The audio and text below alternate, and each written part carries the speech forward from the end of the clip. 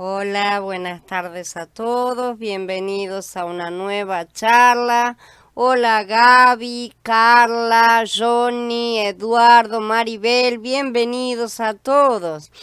Vamos a dar comienzo a esta nueva charla, seguimos con el sexto mandamiento que es no asesinarás y hoy vamos a ver una de sus partes que es el no odiarás, o sea, la parte en la que no expresamos ni siquiera el odio. No piensen que yo vine para anular la Torá o los profetas. No he venido a anular, sino a cumplir, dijo Matiyá en el capítulo 5. En la era de Pesaj, los hijos de Israel tenían la ley de Moshe, o sea, la ley externa. También tuvieron a los profetas, ¿no es cierto? La profecía siempre sirve a la ley. Cuando el pueblo es débil y no puede cumplir la ley, es necesario que los profetas intervengan para fortalecerlos a fin de que la cumplan. Así que el cumplimiento de la ley necesita el fortalecimiento efectuado por los profetas. Ni los profetas ni la ley fueron abolidos, sino cumplidos. Aquí cumplir la ley tiene tres aspectos. Significa que, primero, en el sentido positivo, Mashiach guardó la ley, lo cual lo calificó como sacrificio aceptable por ser perfecto. En segundo lugar, en el sentido negativo, él satisfizo lo requerido por la ley al morir como nuestro sustituto en el madero, ¿no es cierto? Pagando la deuda que nos era contraria. Y en tercer lugar, Mashiach complementa la vieja ley con su nueva ley que trae los principios interiores de la misma, ¿sí? Lo cual él afirma repetidas veces con la expresión, pero yo les digo, ¿no es cierto?, que lo dice 6 veces en ese capítulo. Mashiach entonces cumplió la ley en 3 maneras. Él mismo guardó la ley. Sin embargo, debido a que nosotros no la guardamos, él murió en el madero, ¿no es cierto?, por nuestras transgresiones. Su muerte sustitutiva introdujo la vida de resurrección, la cual ha sido impartida en nuestro ser. Por medio de su vida de resurrección que se manifiesta en nuestro Ruach renovado, hoy podemos cumplir los requisitos de la nueva ley elevada que Mashiach trajo. Esto lo hacemos en el Ruach y no en la carne, como era antiguamente, ¿no es cierto? Esta es la diferencia. Ahora tenemos 2 vidas nosotros, ya sabemos, el viejo hombre y el nuevo hombre, una de las cuales consigue no solo cumplir la ley, sino que si la alimentamos continuamente pasa a formar parte de su naturaleza y respuesta natural, o sea, empieza a actuar de manera automática de esa forma. Por esos 3 pasos, Mashiach ha hecho más que cumplir con la vieja ley, ¿no es cierto? Él la guardó, murió por nosotros y su muerte nos trajo la vida de resurrección que nos fortalece para cumplir los requisitos de la nueva ley, que no es una nueva ley en cuanto a cosa nueva, sino que es la esencia de aquella antigua ley. Ahora no estamos tratando de guardar la ley en la carne, como era al principio, ¿no es cierto? Al contrario, estamos guardando la ley y además incorporando el principio de la ley en nuestra naturaleza. Es una cosa mucho mayor, ¿no es cierto? Por medio de la vida más elevada que está en nosotros, estamos haciendo esto. Ahora estamos empezando a ser capacitados para lo que vendrá en la siguiente etapa, ¿sí? La era del Sukkot. Guardar la ley más elevada, alcanzar la expresión de la ley en el amor ágape, que todavía es un paso más arriba todavía. Con respecto a la ley, hay 2 aspectos, ¿sí? Los mandamientos de la ley y el principio de la ley. Entonces, esto ya lo estamos comprendiendo como es la separación entre una era y la otra era. Los mandamientos de la ley fueron cumplidos y complementados por la venida del Adón, mientras que el principio de la ley es reemplazado por el principio de la fe, según la edificación de Elohim que sucede en esta era de Shavuot. Antes de que Mashiach viniera, se hallaban la ley y el fortalecimiento realizado por los profetas, ¿no es cierto? Como dijimos. Entonces, ¿por qué se necesitaba la ley del reino de los cielos? Porque el hombre no tenía en ese momento la capacidad de cumplirla por sí mismo. Para eso fue dada la ley de forma externa, ¿no es cierto? También, para que el hombre se diera cuenta de que si la tenía fuera de sí mismo, él no era capaz de guardarla de ninguna manera. La ley externa no formaba parte de la naturaleza humana, de manera que podía ser obedecida, hasta por ahí nomás, ¿sí? Pero no necesariamente sentida, experimentada, deseada y manifestada de forma espontánea, como si fuera la propia naturaleza de uno, ¿no es cierto? Un esclavo puede ser obediente, pero no necesariamente estar de acuerdo con su amo, ¿no es cierto? Puede hacer las cosas porque debe hacerlas, pero no está de acuerdo. Y si fuera libre haría otra cosa. De hecho, fue lo demostrado, ¿no es cierto?, de que se libertaron y trataron de hacer lo que querían. Los hombres trataban de guardar la ley, lo intentaron, sí, pero los principios de la ley no eran parte de ellos mismos, no eran parte de su propia naturaleza. Y nosotros, cualquiera de nosotros que aún hoy experimentamos esa lucha entre las dos naturalezas en nuestro interior, sabemos lo difícil que es esa lucha, ¿no es cierto?, que es tratar de guardarla en nuestro interior. Entonces era necesario un cambio de naturaleza y eso llegó en la era de Shavuot, con el derramamiento del Ruach HaKodesh. Al recibir la semilla de Mashiach a nuestro interior, recibimos la capacidad de interiorizar la ley, de que el Padre pudiera escribirla en nuestros nuevos corazones. Entonces los creyentes pasaron a poder incorporar en su propia naturaleza el principio de la ley, no solo a cumplirla externamente, sino a guardar el principio. Los que dicen que los requisitos de la vieja ley no eran lo suficientemente elevados y no estaban completos, blasfeman realmente e ignoran a Shaul, que asegura que de manera que la ley ciertamente es santa y el mandamiento es santo, justo y bueno, estaba completo y perfecto. Lo que el hombre no tenía era el principio de ese mandamiento en su interior. El problema era el hombre y no la ley. Entonces, el hombre era incapaz de cumplir la ley. Eso no nos puede hacer decir que la ley era imperfecta o que estaba incompleta o que no era lo que debía ser. Cuando recibimos la garantía del Ruach HaKodesh, recibimos también finalmente la capacidad de comenzar a escribir esa ley en nuestros corazones, ¿no es cierto? Lo que traducido significa que esa ley se va convirtiendo en nuestra propia forma de ser. De a poco comienza a formar parte de nuestra naturaleza.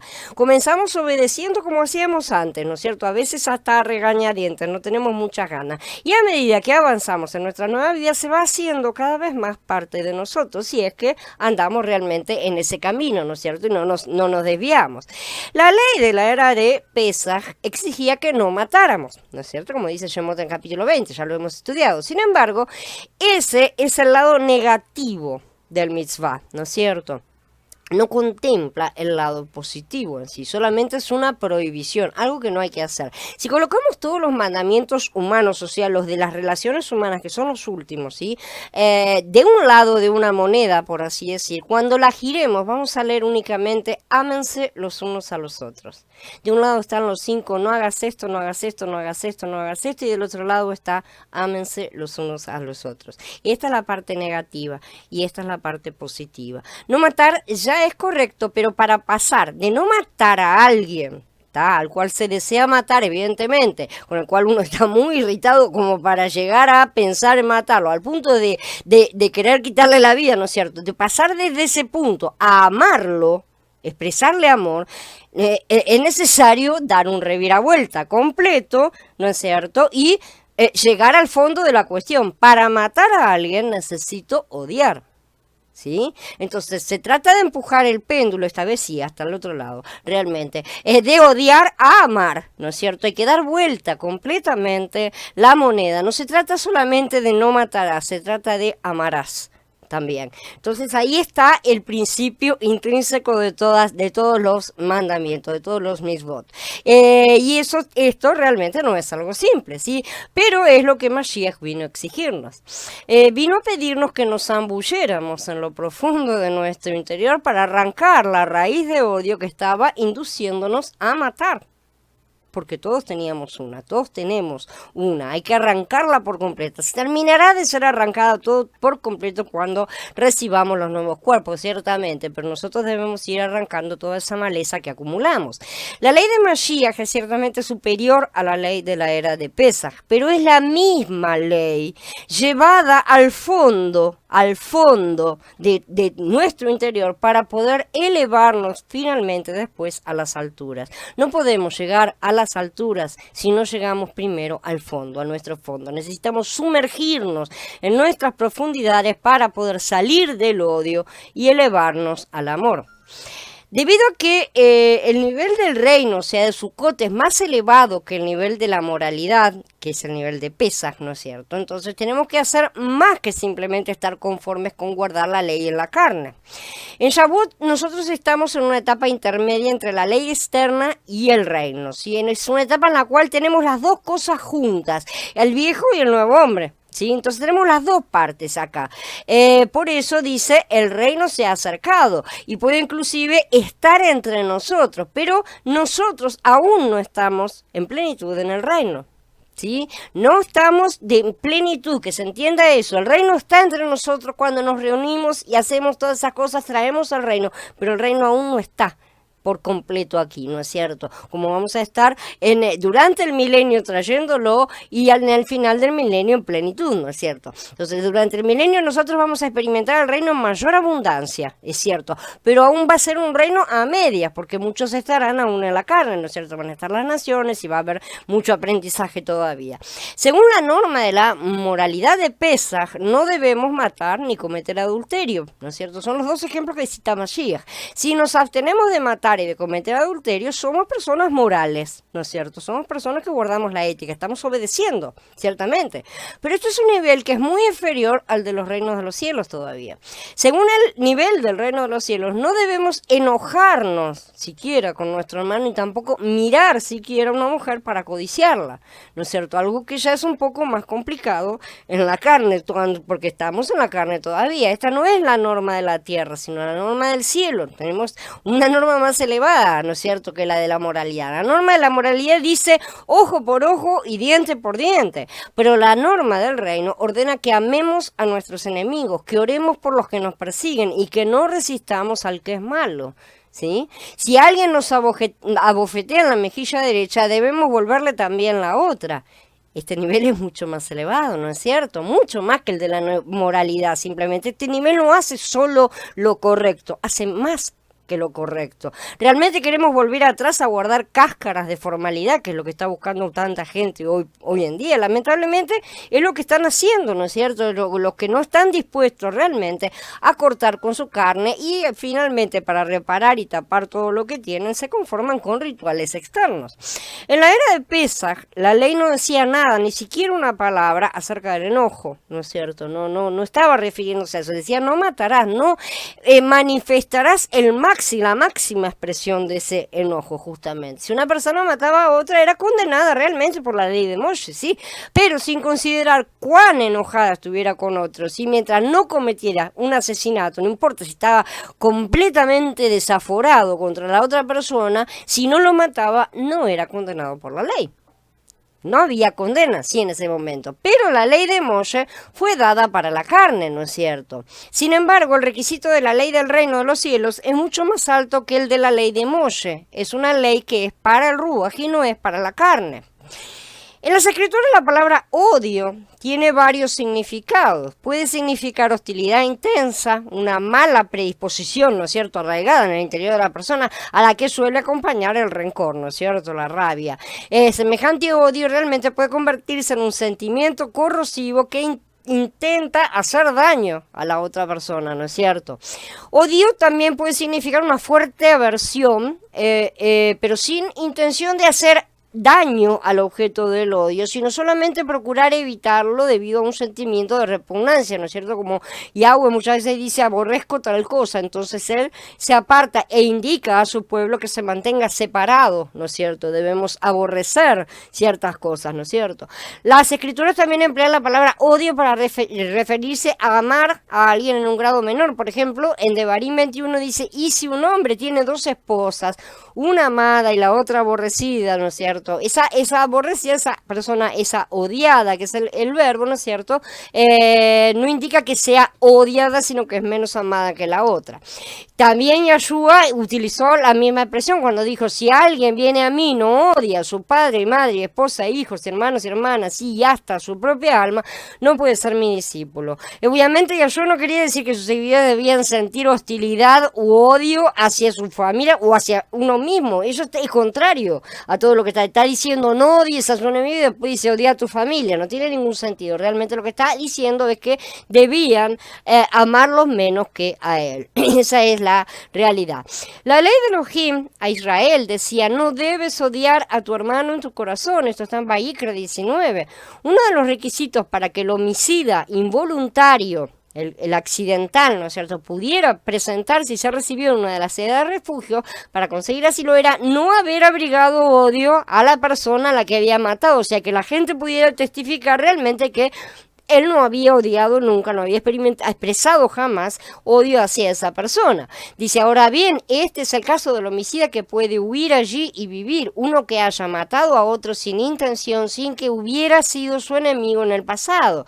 Sin embargo, si una persona que sea enemiga de otra la acecha y se le echa encima y la golpea con un golpe fatal, debes entregarla y no debes mostrarle piedad. Eso está en Devarim 19, ¿no es cierto? Entonces, hay que odiar a los enemigos. El consejo de Yahshua de amar a los enemigos está en completa armonía con el espíritu de las escrituras hebreas, como estamos mostrando. No es que una cosa se contradiga con la otra. Y Job reconoció que cualquier sentimiento de alegría maliciosa por la calamidad de alguien, por el sufrimiento de otra persona, ¿no es cierto?, habría sido incorrecto. Nunca me he alegrado por el infortunio de mi enemigo, ni me regocijé cuando lo alcanzó el mal. Nunca he dejado pecar mi boca deseándole la muerte con maldición, ¿no es cierto? Dice en el capítulo 31. La ley mosaica impuso a los israelitas la responsabilidad de acudir en ayuda de otros israelitas a quienes pudieran considerar enemigos suyos. Cuando encuentres el buey o el asno que se le había extraviado a tu enemigo, debes devolvérselo. Cuando veas el asno de tu enemigo caído bajo su carga y quisieras negarte a levantarlo, debes, sin embargo, ayudarle a levantarlo, dice en Shemot 23. Más bien que regocijarse por la calamidad de un enemigo, a los siervos de Elohim se les manda, si tu enemigo cae, no te alegres, si tropieza, no se goce tu corazón, no vaya a ser que lo vea Yahweh y se desagrade y aparte de él su ira. Mishlei 24. Y en el 25 dice, si tu enemigo tiene hambre, dale pan para comer, si tiene sed, dale agua para beber, harás que le arda la cara de vergüenza y Yahweh te recompensará. Una de las ideas que los maestros judíos de la tradición habían añadido a la ley de Elohim era que se tenía que odiar a los enemigos. Como la ley mandaba que los israelitas amasen a su prójimo, ¿no es cierto?, estos maestros enseñaban que eso implicaba odiar a sus enemigos, por contraposición, ¿no es cierto?, por omisión de lo no dicho, ¿no es cierto? Se llegó a pensar que los términos amigo y prójimo aplicaban exclusivamente a los judíos, y nada más, ¿no es cierto? Mientras que todos los demás se los consideraba enemigos por naturaleza. Eran todos goyim, ¿no es cierto? A la luz de la acepción tradicional de prójimo que promovía esta enemistad con los gentiles, se puede ver fácilmente por qué añadieron a esta declaración de la ley de Elohim las palabras no autorizadas y odiar a tu enemigo, como Mashiach dice en Matillán, en el capítulo 5. Por el contrario, el creyente está obligado a amar a sus enemigos, y es decir, a aquellos que se hacen a sí mismos enemigos personales. Este amor ágape no es sentimentalismo basado en un mero apego personal como normalmente manifiestan superficialmente muchos, por ejemplo los papas lavando simbólicos pies mientras llenan sus barrigas y duermen en cama de horas, ¿no es cierto? El amor ágape trasciende los sentimientos personales de animadversión y nunca permite que hagan que una persona abandone los principios correctos y se desquite. El siervo de Elohim incluso ora por aquellos que debido a su ignorancia se oponen a su proceder creyente y lo persiguen para que sus ojos puedan abrirse y ver la verdad concerniente a Elohim y sus propósitos. Hola Aníbal, hola Mili, bienvenidos. Las raíces del odio. El odio hizo su aparición en los comienzos de la humanidad, ¿no es cierto?, como indica el relato bíblico de Bereshit, pero a Caín y su ofrenda no le prestó atención. Caín estaba muy enojado y puso mala cara. Caín le dijo a su hermano, vayamos al campo, y cuando estaban en el campo, Caín atacó a su hermano Hebel y lo mató. ¿No es cierto? En efecto, Hebel fue víctima de una de las causas más comunes del odio, la envidia y los celos. porque los celos son el furor del hombre y no perdonará en el día de la venganza, dice Michelet en el capítulo 6. En la actualidad las personas siguen atacándose por envidia de la condición social, la riqueza, las posesiones u otras ventajas. No hay gran diferencia con lo que hizo Caín y tampoco podemos decir a la luz de lo que estamos viendo, ¿no es cierto? Y de saber que el odio ya de por sí es un principio de asesinato, ¿no es cierto? Entonces ya estamos transgrediendo el mandamiento, la cantidad de asesinatos que hay en este mundo. Pero esta no es más que una de las múltiples raíces del odio, ¿sí? Otras raíces son la ignorancia y el miedo. En la mayoría de los casos los recelos suelen fundarse en la ignorancia. Realmente la gente con prejuicios tiende a abrigar opiniones infundadas, tiende a tergiversar, a distorsionar, a malinterpretar o incluso a pasar por alto todo lo que discrepe con sus ideas preconcebidas. Y eso lo vemos perfectamente hoy en los medios de comunicación, ¿no es cierto? Como distorsionan toda lo que llaman información. En América, por ejemplo, el sistema esclavista, ¿no es cierto? Por dar un ejemplo que es bien nítido, dejó un legado de tensiones que se ven en la actualidad entre blancos y negros. Todavía hoy existe esa fuerte tensión, ¿no es cierto? Y no es raro que los criterios del exclusivismo de raza se transmitan, obviamente, de padres a hijos. Sí, esto se ha transmitido de generación en generación, con o sin motivo, no importa, porque todo viene de rabias antiguas, ¿no es cierto? Son viejas cosas. Estos conceptos influyen en la autoestima y en el perfil cultural, social y económico de todos los países de Latinoamérica. Han influenciado a todos, ¿no es cierto? Entonces, toda Latinoamérica ha pasado a ser una especie de segunda clase o tercera, ¿no es cierto? Porque ya que se nos llama tercer mundo a todo lo de abajo, en cuanto a una disminución de nivel basada en parámetros elaborados, por supuesto, por los que están arriba. Entonces, por otro lado, hay también quienes creen que las personas diferentes, que son diferentes a sí mismas, no pueden ser buenas, ya de por sí, ¿no es cierto? Son todos conceptos, ¿no es cierto?, que ayudan a todos estos preconceptos. Algunos pueden haber tenido algún incidente aislado con alguien de alguna otra raza y cultura y entonces generalizan, absolutamente. Ahora, todos los chinos son malos, porque yo me peleé una vez con un chino y listo. Entonces, son todos malos, una cosa así. Aunque la intolerancia es espantosa a nivel individual, ya cuando afecta a todo un país puede llegar a ser mortífera. Realmente, y hay países que están marcados sí por un gran odio. La noción de que la nacionalidad, el color de la piel, la cultura o el idioma hacen a un ser humano superior a otros podría ser un caldo de cultivo del fanatismo y la xenofobia, ¿no es cierto? O sea que es la hostilidad hacia todo lo extranjero, ¿no? Durante el siglo XX esa intransigencia se tradujo a menudo en actos violentos, a los cuales hoy, gracias a los medios de comunicación, conseguimos estar en mayor contacto que en otras épocas, ¿no es cierto? Con mucho más detalle, sobre todo los morbosos, mayor cobertura, etcétera, logrando un impacto que antiguamente no era tan fuerte.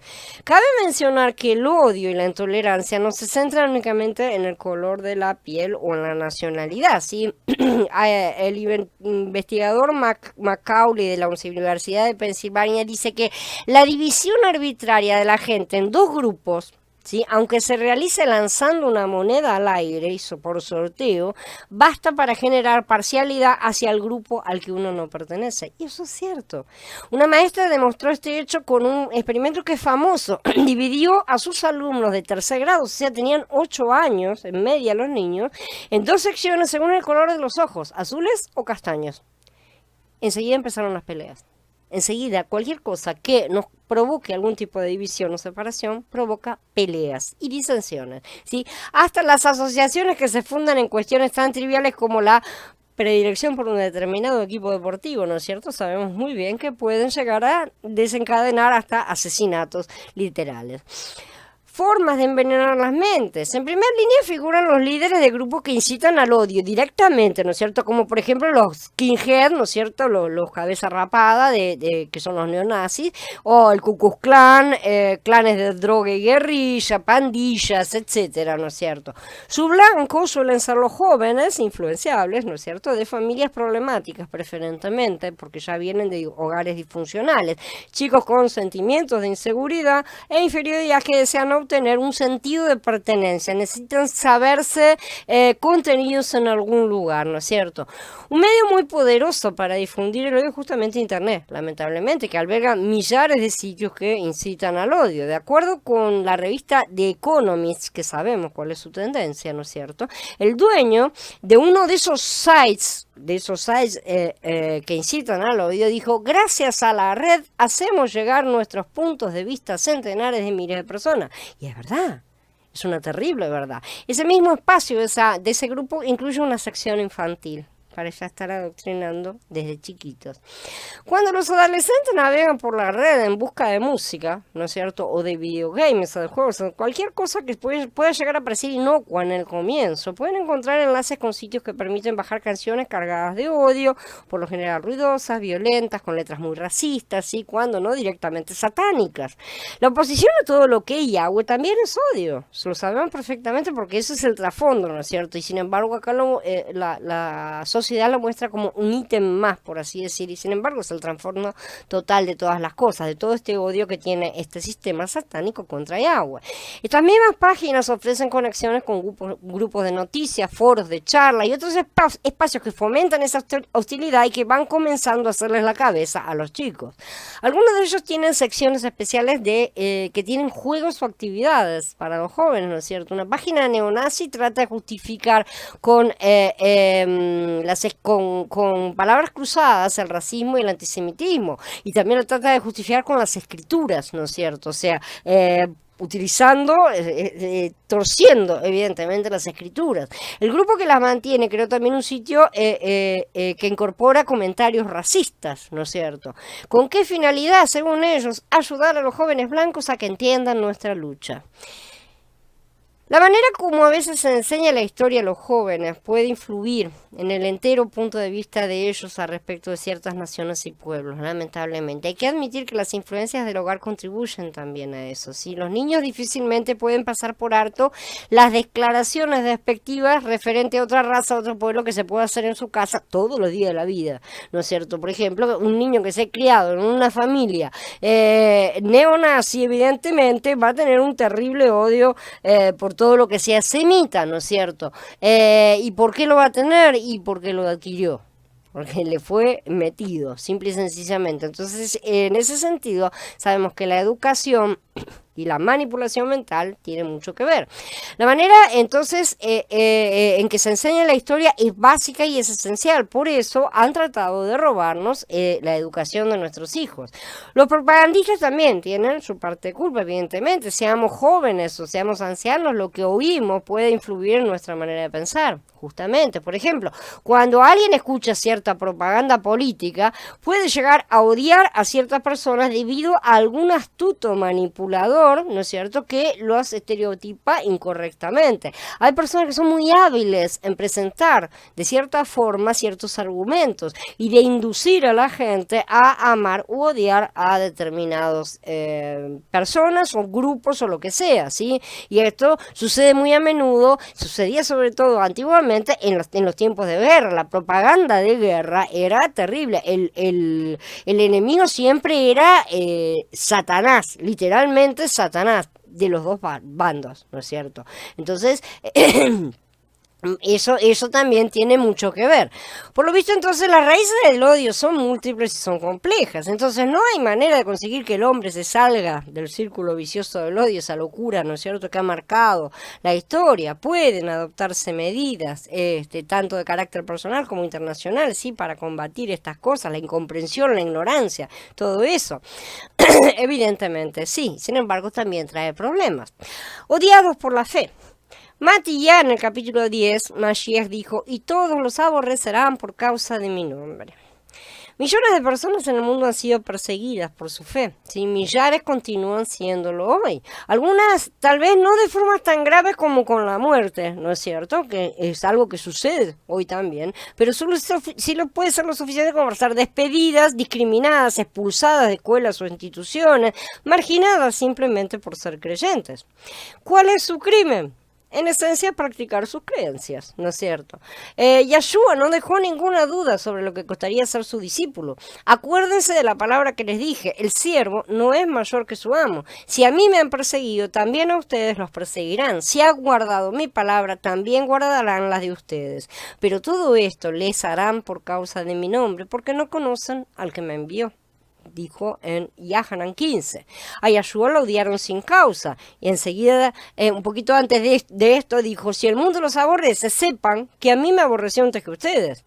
Si ustedes fueran del mundo, el mundo los amaría como suyo, pero ya no son del mundo, sino que yo los escogí del mundo. Por eso el mundo los aborrece. En Yahanan 15 también dijo, pero esto sucedió para cumplir la palabra que está escrita en la Torá de ellos. Sin motivo me aborrecieron. A Yeshua, ¿no es cierto? En Lucas 23, él les dijo por tercera vez, pues qué mal ha hecho este. Esto es Pilato, ¿no es cierto? Ningún delito de muerte he hallado en él, así que los castigaré y los soltaré. O sea, lo iban a castigar de forma completamente injusta, pero solamente Pilato se lo quería sacar de encima del problema, pero no encontraba motivo para matarlo, ¿no es cierto? En el Mismor 69, justamente se cita, dice, más que los cabellos de mi cabeza son los que me odian sin motivo, los que quieren destruirme son fuertes y son mis enemigos sin motivos. Ahora tengo que devolver lo que no robé. Sus discípulos podían esperar lo mismo entonces, y oposición sin motivo justificado. No hay razón. No hay razonamiento siquiera en lo que a veces algunos dicen, algunos opositores dicen, ¿no es cierto? Dicen mentiras, tuercen las cosas y sin embargo aún así hablan, ladran, rugen, ¿no es cierto? Mashiach más de una vez les advirtió, entonces los entregarán a tribulación y los matarán y todas las naciones los odiarán por causa de mi nombre, Matías 24. Por lo tanto, Yeshua exhortó a quienes querían seguirlo a que calcularan el costo de ser sus discípulos, porque ¿quién de ustedes si quiere edificar una torre no se sienta primero y calcula los gastos a ver si tiene con qué acabarla? No vaya a ser que después de haber echado los cimientos no pueda terminar y todos los que la vean empiecen a burlarse de él diciendo, este hombre comenzó a edificar y no pudo acabar. ¿O qué rey? Para salir a la guerra contra otro rey, no se sienta primero y consulta si puede salir con 10.000 al encuentro del que viene con 20.000. De otra manera, cuando el otro rey está todavía lejos, este le envía una embajada y pide condiciones de paz. Así que cualquiera de ustedes que no renuncie a todo lo que posee, no puede ser mi discípulo. La sal es buena, pero si la sal se vuelve insípida, ¿con qué se sazonará? No sirve ni para la tierra ni para estiércol, por eso la arrojan fuera. El que tenga oídos para oír, que oiga. Nosotros ya estudiamos qué es el asunto de la sal, ¿no es cierto? Entonces sabemos de qué se trata. No lo voy a repetir ahora en este momento, pero justamente lo que él está diciendo acá es que hay que tener en cuenta todas las cosas. ¿Con qué fin calcular el costo? Para decidir si serán capaces de cumplir con todos los requisitos, no solo aceptar la salvación inicial, ¿sí? Que eso lo hace cualquiera, al final de cuentas, la mayoría lo hace y nada más, sino para resolverse justamente a cumplir con todo lo que el camino de la santificación implica. ¿Sí? Muchos creen que solo unos pocos son llamados a ser discípulos, generalmente el vecino y no uno, ¿no es cierto? Pero ser discípulos es seguir el camino de santificación y todos somos llamados a caminarlo, no hay nadie que no tenga que atravesar el desierto. Nos sacan de Egipto, sí, salvación, perfecto, tenemos la salvación, pero no nos dejan en el desierto. La cuestión es atravesarlo, entonces tenemos que caminar. De manera que si seguimos ocupándonos de nuestras cosas y le dedicamos a las migajas, el tiempo que nos sobra, todo lo demás, no solo no somos discípulos, sino que no nos estamos santificando. No reclamemos después si los cielos continúan de bronce, ¿sí? Porque uno recibe lo que siembra, evidentemente. Entonces, tenemos que hacer bien nuestras cuentas. para disponer de todos nuestros bienes, nuestro tiempo, nuestra dedicación, nuestra prioridad de vida. Sí, perfecto, venimos de un sistema en el cual estábamos haciendo todas las cosas al revés. No vamos a conseguir mudarlo todo en 5 minutos, evidentemente, porque no se trata de eso, se trata de planificarnos, rever nuestras prioridades y decir, bueno, ¿qué es lo que yo quiero alcanzar? Entonces, ¿tengo que dar vuelta a mi vida? Bueno, voy a tener que planificar de ahora en adelante para conseguir dar vuelta a mi vida. Y no decir, ay, no puedo, listo. Bueno, el ay, no puedo va a hacer que muchos queden afuera, ¿no es cierto? La disposición con la cual nos ponemos en las manos del Padre y sacrificamos todo justamente como Él nos pide es lo que nos dará la entrada al reino. Así que Él dijo perfectamente, el que no carga con su madero y viene en pos de mí no puede ser mi discípulo, dice en Lucas 14, discípulo es aquel que lo sigue, ¿sí? No aquel que se queda en casa y mira de vez en cuando, ¿no es cierto? Y lo conoce, pero nada más. Sabemos de antemano que junto con las bendiciones de que vamos a disfrutar cuando para entrar en relación con Elohim, ¿no es cierto? Como personas dedicadas a Él, vamos a ser también objetos de odio. Evidentemente, él lo advirtió perfectamente. Entonces no nos desconcertamos ante la exposición que encontramos, porque sabemos que es real, ¿sí? Hemos calculado el costo y estamos plenamente dispuestos a pagarlo. Sabíamos de antemano que eso iba a suceder y dijimos, sí, vamos a hacerlo. Entonces no podemos estar después lloriqueando y quejándonos diciendo, ay, pero ¿cómo ahora me va mal? ¿No es cierto? Por eso es que es importante enseñarle a todos los nuevos, porque hoy no se explican todos esos costos. Sin embargo, Mashiach los explicó perfectamente. Dijo, cada uno siéntese y evalúe bien todo lo que tiene que hacer, ¿no es cierto? Kefa, en su carta, en su epístola 1, dijo, amados, no se sorprendan por el fuego que arde entre ustedes para ponerlos a prueba, como si les sucediera cosa extraña. Antes bien, gócense a medida que participan de las aflicciones de Mashiach, para que también cuando se revele su gloria se gocen grandemente. Cuando los insultan por el nombre de Mashiach, son felices, porque el glorioso espíritu de Elohim reposa sobre ustedes. Hola Blanca, bienvenida. Entonces, ¿perseguidos por qué? ¿Por qué somos perseguidos los creyentes? ¿Por qué habrían de desear algunas personas, entre ellas autoridades de gobierno, ¿no es cierto?, también oponerse a los creyentes verdaderos? Y para hallar la respuesta conviene que examinemos dos grupos religiosos del siglo I de nuestra era. A ambos se los odió, pero por distintas razones. Para el siglo I de nuestra era, Israel estaba bajo el yugo romano, ¿sí? El judaísmo farisaico domito, el sistema religioso judío que imperaba en esa época después de la absorción de los edomitas, ¿sí? Se hallaba por lo general guiado, ¿sí? por líderes religiosos opresores como los escribas y los fariseos, ¿no es cierto?, como figura en las escrituras. Aquellos líderes fanáticos tomaron los preceptos de la ley mosaica, ¿sí?, concernientes a separarse de las naciones, por ejemplo, y torcieron todo para que se despreciara a los no judíos directamente. Esa es una mentalidad sumamente edomita. Edom tiene esa mentalidad de creerse superior a todos, ¿sí? Entonces crearon una religión que engendraba odio hacia los gentiles y que a cambio se atraía evidentemente el odio de los gentiles también. Por eso estaban completamente peleados unos contra los otros, ¿no es cierto? Ya que para los judíos de aquella época los gentiles eran gente despreciable, y todavía lo son hoy, ¿no es cierto? Basta leer su Talmud, que es posterior a la destrucción del templo. El Talmud no es un libro antiguo, es posterior a la destrucción del templo y no corresponde prácticamente a nada que se pueda ser llamado ya judita, ¿sí? A los guías religiosos judíos no les fue difícil predicar que había que despreciar a los gentiles, ¿no es cierto? Enseñaron, por ejemplo, que una mujer judía nunca debía estar sola con gentiles porque estos son sospechosos de incontinencia sexual. Sí, a un judío no se le debía dejar solo con ellos, sí, porque eran sospechosos de intenciones homicidas. Cuidado, ¿no es cierto? La leche que un gentil ordeñada no se podía consumir a menos que un judío hubiera estado presente inspeccionando el proceso.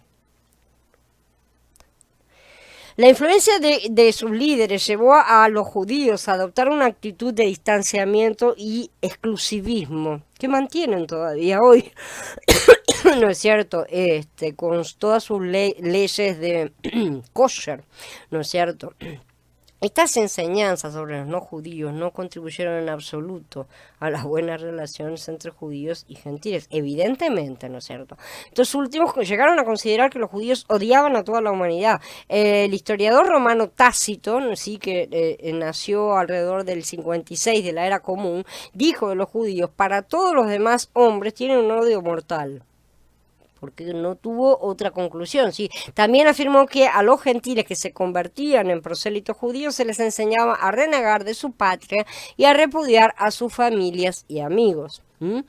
Armonizaba este modo de ver a los forasteros con la forma de adoración delineada en la ley mosaica, con lo que está escrito en las escrituras.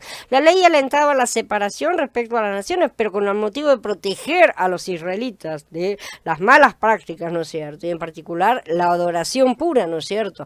Pero aún así la ley exigía que se dispensara un trato justo e imparcial a los forasteros y que se les recibiera con hospitalidad, a menos que violaran evidentemente algo de manera flagrante, pero si no, debían que tratarlos bien. Tendrás una norma para el extranjero y el ciudadano por igual, porque yo, Yahweh, soy tu Elohim, asegura en Vayikra 24. Y más que eso, debían amarlos. El extranjero que reside con ustedes será para ustedes como uno de sus ciudadanos. Lo amarán como ustedes mismos, porque ustedes fueron extranjeros en la tierra de Mitzrayim. Yo, Yahweh, soy tu Elohim. Si yo amo a alguien como a mí mismo, no lo mando a dormir al patio, ¿no es cierto? Y digo, bueno, vos sos inferior.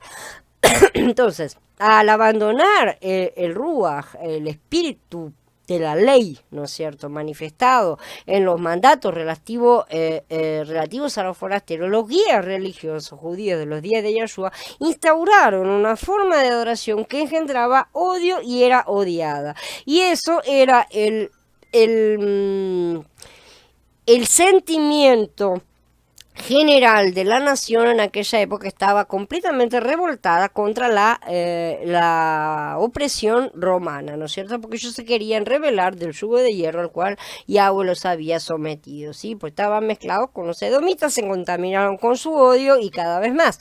Al final, la nación judía del siglo I perdió el favor de Yahweh cuando el labrador de la viña, que es Mashiach, vino a buscar fruto y no lo halló. Y dijo: Yarushalayim, Yarushalayim, que matas a los profetas y apedreas a los que se te envían. ¿Cuántas veces quise juntar a tus hijos como la gallina junta a sus pollitos debajo de sus alas y no quisiste?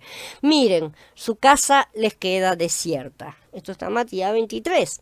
Esto que tiene que ver con nuestro tema. La lección es que el odio engendra odio, jamás amor, evidentemente. Y que el mandato no es simplemente no asesinar, sino también no odiar, ¿no es cierto? Por eso todos los últimos mandamientos se resumen en el positivo, como ya dijimos. Amarás a tu prójimo como a ti mismo. Una actitud de superioridad moral que desprecie a los que no comparten nuestras creencias religiosas no complace a Yahweh, ¿sí? Ni refleja adecuadamente su amor. Él busca que todos se acerquen a él, no que los considere como seres inferiores, ¿no es cierto? Mashiach no adoptó esa actitud con la samaritana del pozo. Sí, al contrario, él le dirigió la palabra y terminó ganándose a muchos seguidores de la ciudad, justamente porque la trató bien, habló con ella, la sorprendió, porque como un yahudita me habla a mí, que yo soy samaritana, dijo la mujer. Ninguno no lo hubiera hecho, ¿no es cierto? Y sin embargo, Mashiach mostró exactamente lo que debe hacerse, ¿no es cierto? Y la samaritana, evidentemente, estaba muy equivocada en cuanto a su adoración, ¿sí? Entonces, no lo estamos representando correctamente si establecemos diferencias entre un supuesto pueblo elegido, ¿sí? Que lo fue, sí, para traer al Salvador y para ser sembrados en el mundo, cosa que no han comprendido que ha sucedido, ¿sí? Y que muchos no se han dado cuenta que lo que han vuelto no son realmente parte del pueblo elegido, y que debe permanecer superior al resto del mundo, al contrario. Pero entre ustedes no será así, por el contrario, el que quiera ser grande entre ustedes debe hacerse servidor de los demás, y el que anhele ser el primero entre ustedes debe hacerse servidor de ustedes, dice Yahshua en Matías capítulo 20. Entonces, pensemos en los creyentes fieles del siglo I. Ni odiaron a los que no eran creyentes, ni se rebelaron contra Roma. No hicieron ninguna de esas cosas, no obstante fueron objetos de odio, ¿sí? Fueron perseguidos y todo. ¿El odio de quiénes? ¿Y por qué? ¿Quiénes odiaron a los primeros creyentes? Las enseñanzas de Yahshua pusieron en claro que él quería que sus discípulos tuvieran un punto de vista equilibrado en cuanto a los que no eran creyentes. Y por un lado dijo que sus seguidores estarían separados del mundo, es decir, evitarían las actitudes y la conducta que estuvieran en conflicto con los justos caminos de Yahweh. Si el mundo los incitaba a hacer algo que era incorrecto, ellos debían apartarse y mantenerse separados. Por otro lado, lejos de predicar el desprecio hacia quienes no fueran creyentes, Yahshua les enseñó a amar a sus enemigos, inclusive les envió a llevar las buenas nuevas, ¿no es cierto? Entonces eso no podía ser contra, despreciando justamente al mundo. El apóstol Shaul exhortó a los creyentes: si tu enemigo tiene hambre, aliméntalo; si tiene sed, dale algo de beber, en Romanillén, ¿no es cierto? Citando lo que ya leímos antes. A pesar de todo, los discípulos de Mashiach no tardaron en ser objetos de odio, fueron odiados, ¿no es cierto? Y desde tres ángulos distintos. El primero lo constituyeron los guías religiosos judíos, sí, evidentemente. No es de extrañar que los creyentes atrajeran rápidamente su atención porque se regían por elevados principios de moralidad e integridad y proclamaban el mensaje con ardor, ¿no es cierto? Un mensaje de esperanza para los oprimidos y simples del pueblo, que era un bálsamo y era una dulce promesa para sus vidas, ¿no es cierto? En contraposición con la dura actitud farisaica de regla sobre regla y humana encima, ¿no es cierto? De los religiosos, de los líderes religiosos. Miles de individuos abandonaron el judaísmo y se hicieron creyentes, como está citado en varios lugares del libro de Hechos. Entonces, para aquellos líderes religiosos, los discípulos judíos de Yahshua no eran más que unos apóstatas, directamente, eran blasfemos. Eran herejes, ¿sí? Entonces, enfurecidos, pensaron que esta nueva religión que estaba surgiendo invalidaba sus tradiciones, ¿no es cierto? Y realmente era lo que estaba haciendo. No vamos a decir que no, porque lo que ellos tenían no era una religión. Era una filosofía elaborada por seres humanos. Entonces, más aún, negaba su punto de vista en cuanto a los gentiles, además, ¿no es cierto? Quienes pudieron hacerse creyentes después de la muerte de Mashiach en virtud del hecho de que él atrajo a todos a sí mismo. Pero ahora en el Mashiach Yahshua, ustedes que en otro tiempo estaban lejos, se han acercado por la sangre del Mashiach, porque él es nuestra paz, que de ambos nos hizo uno. Él derribó en su carne la barrera de división, es decir, la hostilidad, y abolió la ley de los preceptos en forma de ritos, para crear en sí mismo de los dos hombres un solo hombre nuevo, haciendo así la paz. También reconcilió con Elohim a ambos en un solo cuerpo, por medio del madero, dando muerte a la enemistad. Y vino y anunció la buena noticia: paz para ustedes que estaban lejos y paz para los que estaban cerca, ya que por medio de él ambos tenemos acceso al Padre en un solo espíritu. Por lo tanto, ustedes ya no son extranjeros ni forasteros, sino conciudadanos de los consagrados y miembros de la familia de Yahweh. Han sido edificados sobre el fundamento de los enviados y de los profetas, siendo Yahshua el Mashiach mismo la piedra angular. En él todo el edificio bien ensamblado va creciendo hasta ser un templo santo en unión al Maestro. En él también a ustedes se los edifica juntamente para morada de Yahweh en el Espíritu. Dice en el Efesín en el capítulo 2. En segundo lugar, los creyentes fueron blancos del odio de adoradores paganos. ¿Sí?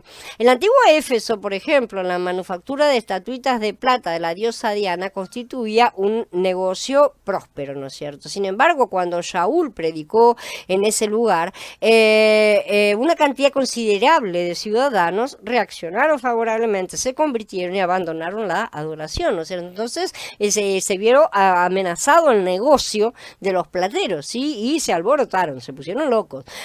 Esto está en el capítulo 19 de Maaseh Hechos. Notemos bien entonces que el interés de esa gente estaba en el negocio monetario y secundariamente en su diosa, ¿sí? Ellos la defendían porque les traía beneficios, pero si no le hubiera traído beneficios tampoco lo hubieran defendido, ¿sí? El mundo hoy hace exactamente lo mismo. ¿sí? Aunque sus dioses hoy se disfrazan de ciencia, tecnología, supuestos conocimientos, etcétera. Pero ellos adoran lo mismo porque les traen beneficios, les traen riquezas, les traen ganancias. Algo parecido sucedió cuando el nuevo mensaje llegó a Bitinia, ¿no es cierto? Lo que ahora es el noroeste de Turquía. No mucho después de completarse las escrituras, ¿sí? El gobernador de Bitinia, Plinio, ¿sí? Escribió que los templos paganos estaban vacíos, ¿sí? Que las ventas de forraje para los animales que se debían sacrificar habían bajado terriblemente. Entonces se culpó a los creyentes y se los persiguió, justamente, ya que los sacrificios animales y los ídolos no tenían cabida en la nueva adoración, ¿no es cierto? Está claro que la difusión de este nuevo movimiento perjudicaba a ciertos intereses, ¿no es cierto?, creados en torno del paganismo, evidentemente, lo que molestaba a los que perdían su negocio y su dinero, que era lo que les interesaba. En tercer lugar, los creyentes se convirtieron en objetos de odio para los romanos nacionalistas. Ese fue el tercer grupo. ¿Sí? Al principio, los romanos los consideraban un grupo religioso pequeño, probablemente fanático, y no le prestaron demasiada atención. Pero con el tiempo, la sola mención de ser creyente se convirtió en un delito sancionable con la pena capital. ¿Por qué se vio como víctimas propicias de persecución y muerte a ciudadanos honrados que llevaban una vida creyente? ¿No es cierto?, que no se puede, de la cual no se puede hablar mal. El mundo romano odia a los creyentes principalmente por practicar sus creencias religiosas, ¿no es cierto? Por ejemplo, se mantenían separados del mundo, ¿sí? De ahí que entonces no podían ocupar cargos políticos, se negaban a servir en el ejército. En consecuencia, se los representaba como hombres que habían muerto para el mundo y no servían para ningún asunto en la vida, dice un historiador. No ser parte del mundo también significaba evitar los caminos malvados del corrupto mundo romano. No podían adorar al César, por empezar, ¿no es cierto? Que fue la principal excusa que se puso siempre para matarlos, ¿no es cierto? Podría ser que los romanos persiguieran y ejecutaran a los creyentes justamente para acallar esa molesta voz de conciencia, ¿no es cierto? Algo que parece repetirse en el mundo de hoy. El mundo hoy persigue a aquellos que los condenan con su simple presencia, ¿no es cierto? Aquellos que, aunque no digamos nada, ya somos una forma de condenar su forma de vida pecaminosa. Para poder practicar impune y alegremente su vida corrupta, su vida pecaminosa, es necesario eliminar primero a aquellos que levantan la voz para acusarlos, ¿no es cierto? Entonces, los creyentes del siglo I predicaban las buenas nuevas del reino Elohim con un celo incansable, como dice Matías, ¿no es cierto? Hacia el año 60 de la era común, más o menos, Shaul pudo decir que las buenas nuevas se habían predicado en toda la creación que estaba bajo el cielo, figuradamente hablando, por supuesto, ¿no es cierto? Pero era impresionante la expansión que habían tenido, ¿no es cierto? Para finales del siglo I, los seguidores de Yahshua habían hecho discípulos en todo un imperio romano, en Asia, en Europa e incluso en África. ¿Sí? Hasta algunos miembros de la casa de César se hicieron creyentes, y estas eran personas que pertenecían a la casa como trabajadores y servidores, mucho más probablemente que miembros de sangre, ¿no es cierto?, de la familia de César, porque la casa de una persona era la casa entera, ¿sí?, incluyendo a los esclavos y trabajadores. Entonces, aquella predicación celosa provocó resentimiento, provocó molestia, ¿sí? Este grupo no cesaba de expandirse entre personas de todo nivel y amenazaba con derribar la religión del Estado, ciertamente. Los seguidores de Yahshua rendían devoción exclusivamente a Yahweh, eso es sabido. Entonces, puede que este aspecto de su adoración los enfrentara con Roma más que ningún otro, porque al negarse a adorar a César, eso los hacía completamente peligrosos a sus ojos. Si hubieran comprendido bien lo que eran los primeros creyentes realmente, se habrían dado cuenta que no representaban ningún peligro. Los podían haber dejado en paz porque no se hubieran revelado ni nada. Pero claro, la gente de los malos siempre piensa mal de los demás, ¿no es cierto? Los romanos eran tolerantes con las demás religiones con tal de que rindieran culto al emperador, y todos lo aceptaban porque a ninguno le interesaba mayormente. Agregar uno más, uno menos, no hacía nada, ¿no es cierto? Para ellos. Pero los primeros creyentes sencillamente no podían tomar parte de esa adoración porque se consideraban responsables ante Yahweh, ¿no es cierto? En consecuencia, el creyente se lo tachaba de enemigo de Estado. Ahí está, y siempre, no importaba lo bueno que fuera en cualquier otro de los aspectos de su vida, ¿no es cierto? Que fuera el más honrado, el más ayudador, nada, no importaba nada, absolutamente. ¿No sucede acaso lo mismo hoy en este mundo civilizado, sí, que juega a tener apariencia de democracia e imparcialidad y que dice condenar toda discriminación, exceptuando a los creyentes de Yahweh? Entonces, exactamente lo mismo, ¿sí? Pero aún hubo otra razón por la que el mundo romano hizo de los creyentes objeto de odio, y fue justamente una mezcla que se suscitó entre estos dos grupos, ¿no es cierto? Los judíos y los paganos romanos, ¿sí? Los romanos prestaron oído fácil, ¿no es cierto?, a las calumnias maliciosas, a las acusaciones de las que los líderes religiosos judíos fueron principalmente los responsables. Entonces los yahuditas se pusieron celosos y tomaron de la calle a algunos hombres perversos y formando una turba alborotaron la ciudad. Asaltando la casa de Jasón, procuraban sacarlos al pueblo. Como no los encontraron, arrastraron a Jasón y a algunos hermanos entre los gobernadores de la ciudad, gritando: estos que trastornaron el mundo entero también han venido acá y Jasón los ha recibido. Todos estos actúan en contra de los decretos del César, diciendo que hay otro rey, Yahshua.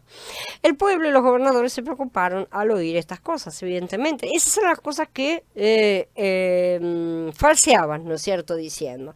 Alrededor de los años 60, del año 60 más o menos, de la era común, mientras Shaul estaba esperando en Roma ser juzgado por Nerón, ¿no es cierto? Algunos judíos también dijeron de los creyentes: verdaderamente lo que toca a esta secta nos es conocido que en todas partes se habla en contra de ella. Los estuvieron acusando, ¿no es cierto?, en todas partes. Entonces, sería difícil que esas difamaciones no hubieran llegado a los oídos de Nerón, ¿no es cierto? En el 64, cuando provocó el incendio famoso, ¿no es cierto?, el nefasto incendio de Roma, se dice que los eligió justamente como chivos expiatorios, porque ya estaban ahí servidos en bandeja prácticamente. Por lo tanto, los creyentes fieles fueron objeto de odio para los romanos por dos razones fundamentales. En primer lugar, sus creencias y prácticas fundadas en las escrituras, ¿no es cierto? Y en segundo lugar, las falsas acusaciones en su contra. Y ahí jugaron justamente los dos grupos en su contra, los dos falsos grupos en su contra. Prescindiendo de sus motivos, realmente los opositores tienen un único objetivo, ¿sí? Suprimir el nuevo movimiento de creyentes en Yahshua, porque estaban en contra de Yahweh. Por supuesto, quienes realmente instigaron la persecución de los creyentes fueron opositores sobrehumanos, ¿no es cierto? Son las perversas fuerzas espirituales de las regiones aéreas. Los creyentes de tiempos modernos han sido, igual que los primeros creyentes, ¿sí?, objetos de odio en diferentes países. Eso es una cosa que ha sido a lo largo de la historia y hoy no está en menos todavía.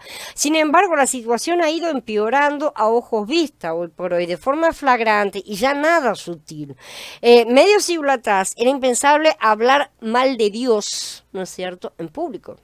No se podía, a nadie se le ocurría, ni siquiera a los más satanistas se le permitía, y no se le hubiera permitido directamente un canal de televisión que hiciera eso, ¿sí? Hoy cualquiera puede blasfemar de él y eso no debe ofender a sus seguidores. No tenemos el derecho de que eso nos ofenda porque es libre expresión de ellos, la nuestra no cuenta, ¿no es cierto? Entonces también tenemos que aceptar las cada vez peores condiciones de comportamiento social mientras se nos tapa la boca para no decir la verdad y exponer su corrupción. No tenemos el derecho de estar en contra. Si la censura es flagrante, la persecución a los medios considerados tradicionalmente como tolerantes ya está comenzando, ¿sí? Es hora de fortalecer nuestra fe y nuestra postura porque puede que en breve sea puesta a prueba. El odio, entonces, es una de las cosas que más fomenta Hasatán en este medio, ¿no es cierto? Porque es la base de su sistema realmente y es una de las cosas que nosotros somos llamados a no practicar, obviamente, como vamos a estudiar en los próximos capítulos, pero es una de las cosas que más nos afectará en estos últimos tiempos. Bueno, habiendo terminado ahora con la charla, quedo a disposición de ustedes para preguntas y comentarios. Bueno, vamos a dar por terminada la charla. Nos vemos el domingo en la siguiente charla. No olvidemos que están las reuniones en el medio, sábado, domingo y demás. Shalom a todos hermanos, que Abba siga bendiciéndonos.